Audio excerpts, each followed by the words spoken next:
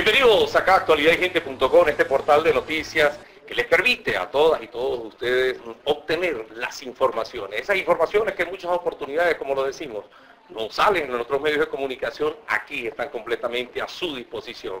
Hoy visita el municipio Campo Elías del estado Mérida, el gobernador del estado Lara, Henry Falcón. Su anfitrión ha sido el alcalde de este importante municipio acá en la entidad, como lo es Omar Lares. Vamos a hablar con Henry Falcón. Más allá de darle la bienvenida a este municipio, nos vamos al grano, nos vamos a la política nacional, nos vamos a ese problema que están confrontando los venezolanos de a pie, esos venezolanos que están exigiendo un cambio de rumbo frente al abismo social en que estamos ya dispuestos a llegar, porque simple y llanamente las expectativas no se llenaron en el socialismo. Usted formó parte de ese socialismo, o usted formó parte de ese equipo de bolivarianos que después se desviaron en el camino. ¿Qué opinión le merece a usted en estos momentos el actual mandato que tiene Nicolás Maduro? ¿Y qué diferencias ve usted con respecto a lo que fue Hugo Chávez Frías? Bienvenido. Gracias, muchas gracias. Bueno, aquí estamos visitando el municipio Campo Elías. Nos place mucho esto de estar acá con el alcalde. Yo estoy seguro que vamos a lograr, en el nombre de Dios, también algunos acuerdos. Lo estamos conversando ahorita, las posibilidades de intercambios, no solo deportivos, culturales, e incluso revisar algunas prácticas positivas que se desarrollan aquí y algunas cosas que también nosotros pudiéramos aportar desde Lara, si Dios quiere. Ahora, yo creo que, fíjate, el tiempo terminó dándonos la razón. Hace 5 años aproximadamente yo abandoné las filas del partido de gobierno. Hice lo que hace un demócrata, se expresa públicamente y conscientemente con las críticas necesarias para el momento, que no dejan de ser distintas a las de ahora. Atravesamos una situación de crisis estructural en el país, en el orden de lo económico, en lo político, en lo social, que nos obliga incluso a nosotros, los alcaldes, y lo hablábamos ahorita en la universidad, en la ULA, a ser muy creativos, a tener iniciativas para medianamente sortear las dificultades que en los presupuestarios y financieros padecen nuestras instituciones. Pero hoy tenemos también un pueblo más consciente. Esa crisis que agobia al país nos ha obligado a unirnos más allá del pensamiento, la filosofía de una organización u otra. Hoy nosotros podemos decir la Mesa de la Unidad Democrática ha tenido unos alcances significativos en la historia política del país. Son más de 27 organizaciones políticas. Tenemos diferencias, como es muy normal, pero compartimos una idea y compartimos un propósito que es Venezuela. De manera que en todos estos recorridos que estamos haciendo, también estamos sembrando y amplificando nuestra propuesta frente al socialismo que nosotros hemos abordado con una crítica inicialmente constructiva, ahora con una crítica un poco más aguda frente a la situación de crisis que vive el país. Pero frente a ese socialismo decadente, nosotros entonces hoy estamos planteando el progresismo. Ahora, ¿en qué se va a diferenciar el socialismo del progresismo? ¿Cuál es la diferencia entre uno y otro? ¿Y cómo se vende esta idea o cómo se vende este proyecto? ¿Cómo se ubica el progresismo dentro de las corrientes políticas? Porque los venezolanos están cansados ya de decir de derecha, de izquierda, de centro derecha. ¿Cómo se van a ubicar ustedes? Fíjate, porque ese no es el problema hoy día. El asunto del país no es político. El problema del país no es ideológico. El problema del país, clave y fundamental, es el deterioro del aparato productivo, lo económico. Somos hoy más dependientes de las importaciones. Esa situación de orden económico ha generado serios desequilibrios en lo social. Aquí esa postura y esa filosofía del pensamiento único, del sectarismo, la convocatoria al caos y a la anarquía nos ha hecho mucho daño, como daño ha hecho la polarización en el país. ¿Qué planteamos nosotros? Nosotros estamos planteando, sin duda alguna, nos ubicamos en la centroizquierda moderna, democrática, bajo los valores y la filosofía establecida incluso en la Constitución, la igualdad, la solidaridad, el respeto, pero también la eficacia, la eficiencia en el manejo de la cosa pública. ¿Se puede decir que ustedes serían una especie de centroizquierda un tanto moderna como la chilena? Sin duda alguna, sin duda. Centroizquierda, moderna. Ahora, ¿cómo llegan ustedes con ese mensaje de centroizquierda cuando ya existe una fobia entre los venezolanos? Porque vieron que se habla mucho de izquierda, se ataca a la derecha, pero resulta que la izquierda empeoró la economía, tal cual como usted lo ha venido señalando. Claro. Ha venido sucediendo eso. Desde el punto de vista sociológico, el venezolano ya siente un repudio por todo lo que tenga que ver algo como la izquierda. Porque si bien es cierto que no quieren a la derecha, lo que hizo Acción Democrática, lo que hizo COPEI en sus buenos momentos, porque eso hay que decirlo, que a la gente no le gusta. No es así, fíjate. Los extremos son muy dañinos. Nosotros nos referimos a los extremos que siempre son malos y que gracias a Dios son minoría. No es un problema en el país hoy la izquierda y la derecha. El problema, te repito, no es ideológico. Ahora tenemos sectores extremistas radicales de lado y lado que hacen mucho daño. Tan radical y extremista es quien plantea el aplastamiento del otro solo por pensar distinto, aplicando la filosofía de la guerra, cosa que no se aplica para nada a lo político, como aquel que convoca una manifestación de calle utilizando la violencia como arma de lucha democrática, que tampoco tiene nada que ver con el hecho democrático, que es la aspiración de la mayoría de la población. Yo me deslindo de los dos extremos, de los radicales extremistas de izquierda y de los radicales extremistas de derecha. La gran mayoría del país se inscribe en la tesis del cambio, de la resolución de sus problemas, del cambio democrático por la vía electoral, pero también en la resolución de los problemas más agudos que vive Venezuela. La gente hoy aspira a que su prioridad sea lo económico, lo social, lo que tú ves en el hospital, pues, que no hay insumos médicos, que no hay alimentos, que tenemos un serio problema de encarecimiento del costo de la vida, que hay un problema serio con el colapso de los servicios, el problema de la criminalidad, que genera a su vez la propia situación de orden económico del país. Todo esto que estamos viendo, que si el cambio diverso que ha establecido el gobierno, la priorización en orden de que podamos nosotros prácticamente subsistir sobre la base de las importaciones, y cuánto daño le hizo al país las confiscaciones, las expropiaciones y la persecución a la iniciativa privada. Y de allí todo este desorden. Ahora, ¿cómo se le empieza a poner orden a un país cuando lo han acostumbrado al desorden?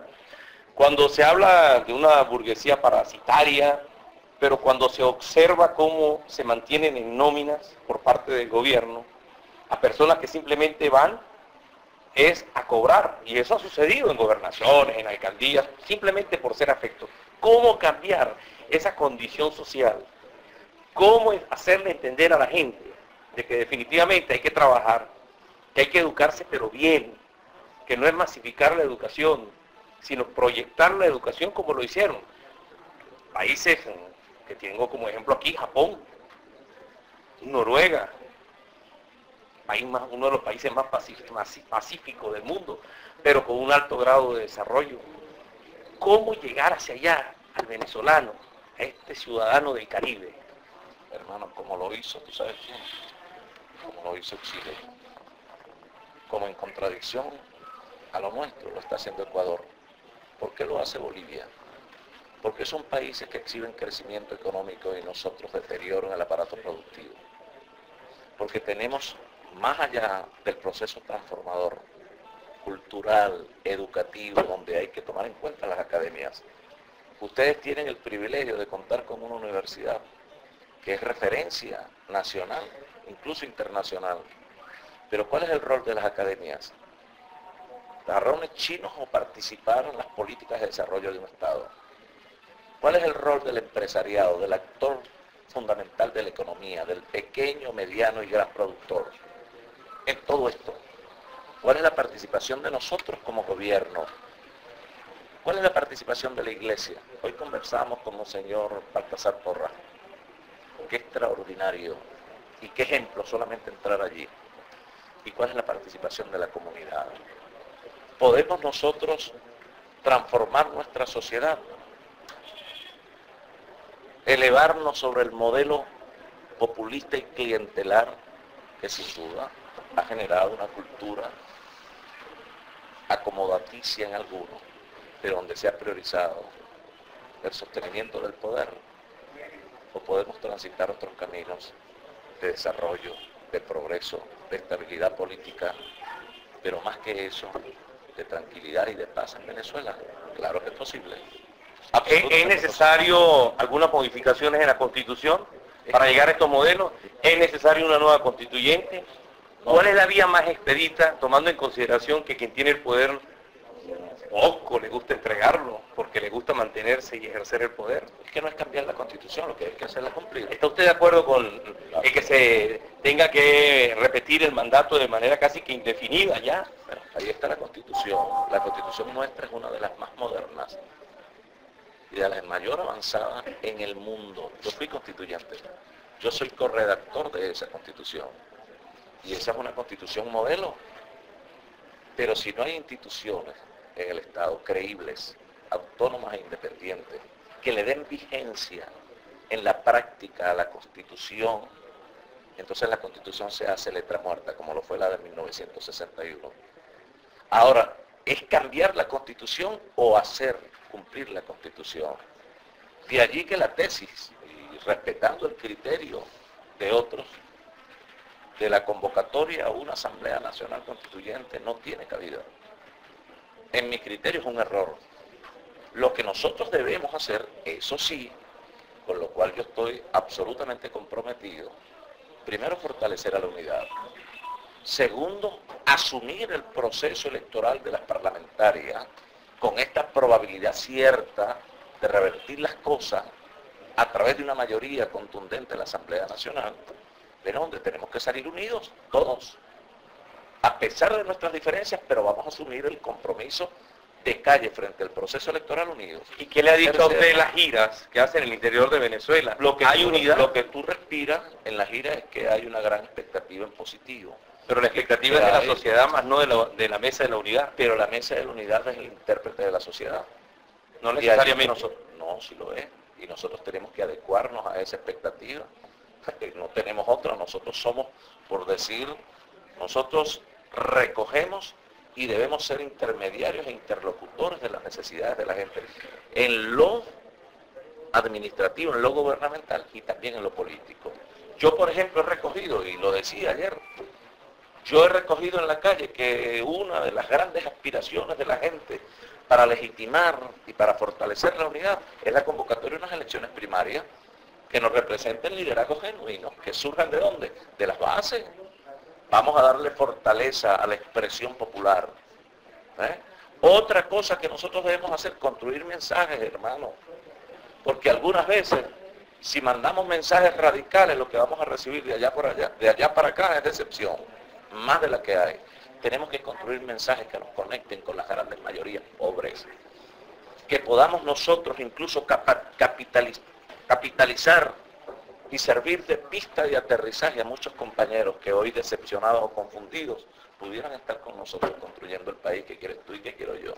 Ahora, las estrategias del gobierno y de los pensantes del gobierno, los que están a la sombra, les interesaría un Henry Falcón como candidato. Y si uno hace un análisis muy rápido de lo que sucede mediáticamente en el país, José Vicente Rangel lo nombra a usted mucho. Yo no estoy diciendo que usted tenga o no pacto, no parto de ese principio, pero que sería un buen candidato para competir con cualquiera de ellos allá. Sería un buen candidato, tal vez porque pueda existir un puente, una afinidad política, algo que en el pasado los unió. ¿Usted no cree que esto lo van a utilizar en el futuro después que usted, si por esas cosas de la vida, si por esos destinos de la política llegan a ser candidatos, lo utilizaran luego en su contra? Entonces yo te pido que le dejemos eso al futuro y al tiempo, que es el mejor juez. Yo ahorita no voy a asumir una postura, porque primero el problema de Venezuela no lo resuelve un hombre. No podemos repetir los errores del pasado del Mesías, el que viene a resolvernos las cosas. Hay prioridades, La prioridad de hoy de Venezuela es la crisis donde nos encontramos económica y los problemas sociales. Y la prioridad política nuestra en la unidad es eso, fortalecer la unidad para abordar con éxito. ¿Usted cree en el Consejo Nacional Electoral, en este grupo de personas que tienen la responsabilidad de escoger a quienes vayan a dirigir los destinos electorales del país, tomando en consideración ese arraigo y esa influencia que tiene el partido de gobierno y su dirigencia en las personas que allí están? Bueno, nosotros tenemos la obligación, no es ir en desventaja, bueno, pero tenemos la obligación nosotros de participar un poco en la reinstitucionalización necesaria. Hay allí funcionarios con periodos vencidos. Nos vamos a nosotros a apartar de esa realidad. Queremos repetir aquel error. ¿Te acuerdas del error aquel de no participar en la parte? Henry Ramos alude el responsable de eso. No es Henry Ramos, fíjate. Ese fue el vocero. Bueno, pero no es que Henry Ramos ni se trata tampoco de asignarle responsabilidad. Yo no lo hago a nadie. Pero lo que te digo es que fue un error no haber participado. Se dejó el espacio y fíjate, nos montaron todas las instituciones. Hoy tenemos un país con unas instituciones lamentablemente poco confiables, que no actúan de manera independiente, autónoma. Conversaba con el alcalde. Si mañana aquí de repente un juez quiere inhabilitarlo, inhabilitan y de repente no tienes derecho. Es como yo allá en Barquisimeto, pues vaya, yo tengo un problema X y puedo tener la razón, pero ¿qué juez se va a atrever a darme la razón? No lo hay. Si no sale la dirección directa del partido de gobierno, donde usted está raspado. Y donde tú no tienes un poder judicial autónomo, independiente, que administre justicia en función de la gente, con verdadera equidad, entonces tú no tienes una democracia sólida. Eso nos ocurre en Venezuela. De allí la necesidad que nosotros tengamos como meta política clara y determinante en el corto plazo, hacernos de una buena mayoría en la Asamblea Nacional. Para hacer esa mayoría, repito, uno, estar muy unidos. Dos, aceptar nuestra estructura en lo, vamos a decir, en el plano electoral, el padrón, la vigilancia, el voto, etcétera. Tres, hermanos, convencer a los escépticos, a los decepcionados, construir un mensaje que nos conecte. Y el cuarto, salir a votar masivamente. Si todos salimos a votar, este país lo podemos transformar. Más allá del pesimismo, el optimismo de que podemos ser grandes en la misma medida en que estemos unidos. Alcalde, ¿cómo ve usted que un gobernador, como Henry Falcón, venga a este municipio? Desde el punto de vista cultural, ¿qué beneficios vamos a obtener la gente de Campo Elías? Bienvenido. Gracias, Horacio. Bienvenido, gobernador. Bueno, lo vemos desde dos puntos de vista. Henry Falcón no solamente gobernador, sino un importante dirigente político del país, ¿verdad? Y como nosotros, como todos los demócratas, abiertos pues a todas estas visitas, que vengan a orientarnos, que es lo que está pidiendo la gente. Pues la gente nos reclama eso, la orientación hacia dónde tenemos que ir. Bueno, aquí hay camino y la gente decidirá en su futuro hacia dónde tenemos que ir. Pero nosotros tenemos la obligación, ¿verdad? No solamente de tener estas relaciones interinstitucionales, sino también las relaciones políticas que nos acerquen, ¿verdad?, a buscar el futuro del país. Eso es fundamental. Y nosotros tenemos que entender el mensaje que nos está enviando la gente cada vez que vamos a visitarla, a sus hogares, bien sea a un barrio, bien sea a una organización o cualquier comunidad, o cualquiera de nuestras parroquias foráneas, ¿verdad?, donde hay gente campesina, obreros, que trabajan día a día y que tienen la expectativa de que el país cambie. Y a nosotros nos satisface mucho, no solamente la visita de Henry Falcón, sino de su equipo y de su gente, porque nosotros vamos a poder allí interrelacionar y tratar de salir adelante con las necesidades que tiene la gente, porque no todo lo tenemos, estamos viviendo una situación muy difícil, siempre lo hemos dicho. Nosotros nos tocó gobernar en una época muy difícil, pero sabíamos a qué veníamos. Y estamos dando la cara, y eso es lo más importante. No hay excusa. No hay excusa, no hay excusa. Hacemos las cosas con muchas ganas, tal vez con pocos recursos, pero con muchas ganas. ¿Qué es lo más difícil para hacer? ¿Acabar con la corrupción? Bueno, mire, porque ya como gobernante local. Sí, eso es un flagelo que le ha hecho mucho daño al país. No solamente acabar con la corrupción, tenemos que acabar con muchos vicios, ¿okay? Que no solamente vienen de este gobierno, sino que vienen de épocas anteriores y que nos cuesta mucho hacer que esto desaparezca. Pero ¿con qué se logra esto? Primero con mucha comunicación. El país tiene que encontrarse. Yo creo que es la base fundamental de estos puntos acá que nosotros hoy estamos estableciendo. No solamente, insisto, con Henry, sino con todas las fuerzas democráticas del país, que tenemos la responsabilidad. Y algo que ustedes decían muy importante y que tenemos que tener en cuenta. En primer lugar, siempre se ha pretendido ver la Mesa de la Unidad como un partido político. No, eso es un punto de encuentro de todos los demócratas de este país para ponernos de acuerdo y salir adelante, ¿verdad? La Mesa de la Unidad tiene las responsabilidades electorales también, ¿verdad? De ponernos allí en ese círculo hacia que nosotros lleguemos a acuerdo. Yo coincido plenamente con la propuesta del gobernador. Nosotros tenemos que buscar de manera legítima, legitimizar, insisto, lo que es nuestros candidatos a la Asamblea Nacional. Nosotros no podemos saltarnos los escalones como corresponde. Nosotros en este momento estamos bien focalizados hacia dónde vamos. Vamos hacia buscar la mayoría en la Asamblea Nacional y eso tenemos que lograrlo con quienes resulten, si la zona es primaria, electos los candidatos, ¿verdad? Y darle el apoyo independientemente de la corriente política que pertenezca, independientemente de que se presenten condiciones, porque todo proceso de escogencia trae algunas circunstancias difíciles para cualquier proceso, pero creo que es el que le da la fuerza de legitimarlo, de origen a esos candidatos, y eso es mucho fuerza. Nosotros somos producto de eso, y hemos vivido varios procesos, ¿verdad? Y hemos vivido varios momentos de escogencia. Yo fui hace 4 años candidato al circuito número 4 a la Asamblea Nacional, en un gran consenso. Pero después me tocó ir a unas elecciones para ser el candidato a alcalde. Y aquí hoy lo tenemos como alcalde. Muchísimas gracias, Omar. De verdad que sí, gracias por haber estado acá. En la actualidad hay gente, a ustedes les decimos, los mejores jueces que tiene un país no son los de los circuitos judiciales, son sus ciudadanos.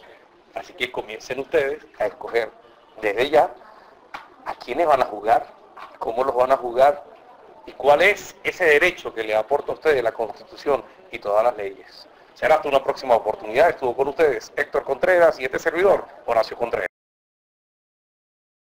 Actualidadigente.com, con más de 20 años de experiencia en comunicación social adaptada a los nuevos tiempos en medios informativos. Actualidadigente.com es tu portal de noticias.